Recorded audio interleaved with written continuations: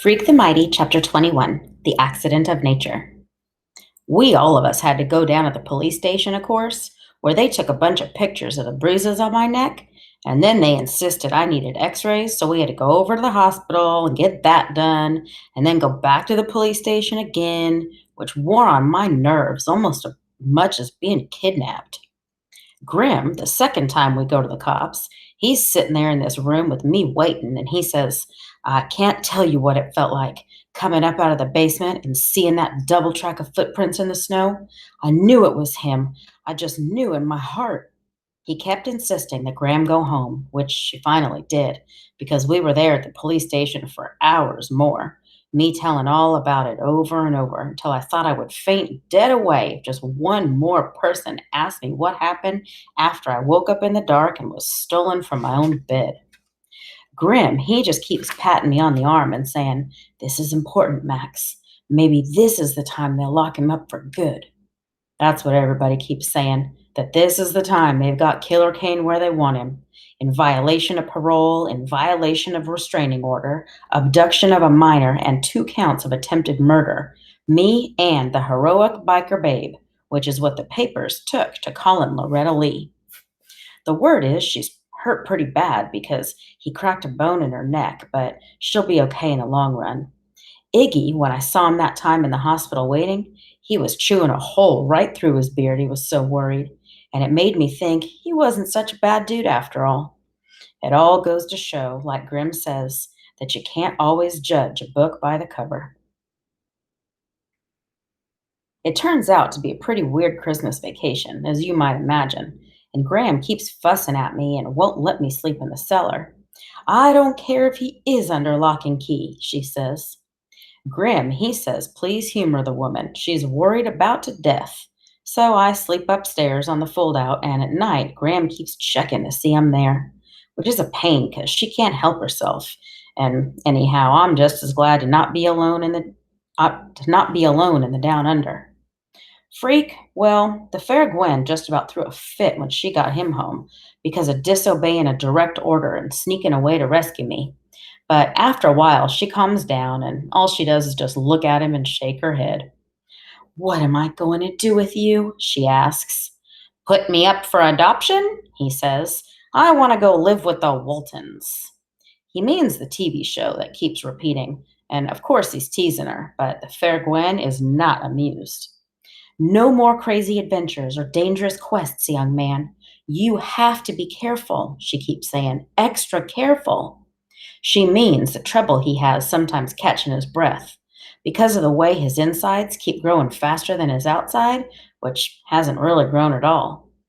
Freak goes into the medical research place every few months now, which he says is a real pain, not that it actually hurts. Dr. Spivak says my unique status as a marvel of genetic aberration makes me an object of intense curiosity. He says in that lofty way of his. Specialists from the world over are familiar with my case. What about the secret operation? I ask when the fair Gwen can't hear us. The one where you'll get a robot body? Freak gets this very cool scientific look on his face, and he always says the same thing. The bionic research continues, my friend. The work goes on. I don't know why I keep asking because it gives me the creeps. You'd think I could be as cool as Freak about the idea because it's him that's going to get a new bionic body, but just thinking about it makes me want to jump up and run around. I keep telling Graham that when Freak's in the hospital for his tests, I shouldn't have to go to school because we're like a team, but she won't buy it.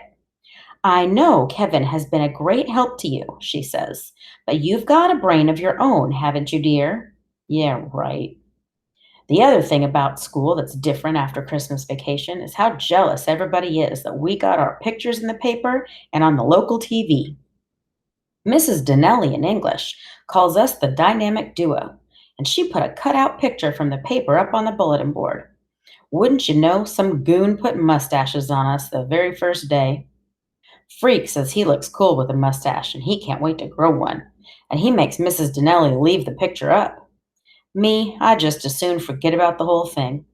I really hate the idea of having to testify at the trial, and tell what really happened, but everybody says I have to if I want him locked up for the rest of his life, which I do, especially after what he tried to do to poor Loretta, who was only trying to help.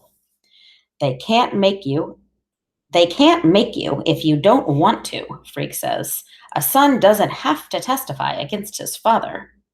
Grim thinks it'll do me good. Plus, he's really worried he'll get off again or fool the jury by quoting from the Bible. Grim worries too much, Freak says. Everybody worries too much. The way it finally turns out with Killer Kane, Freak is right. Because just before the trial is supposed to start, and I've got my fingernails chewed down to the second knuckle, Grim gets this telephone call that makes him punch his fist in the air and go, "Yes! Yes!" What happened?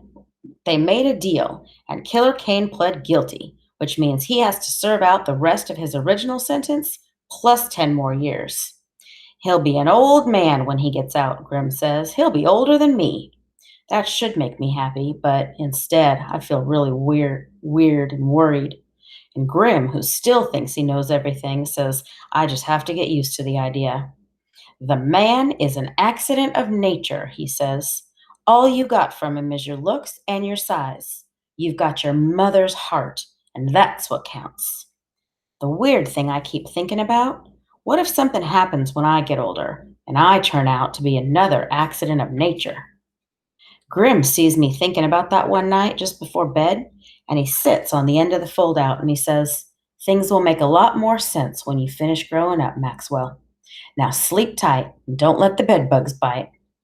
Grim means well, I know that, but sometimes he says the numbest things because it's growing up that worries me.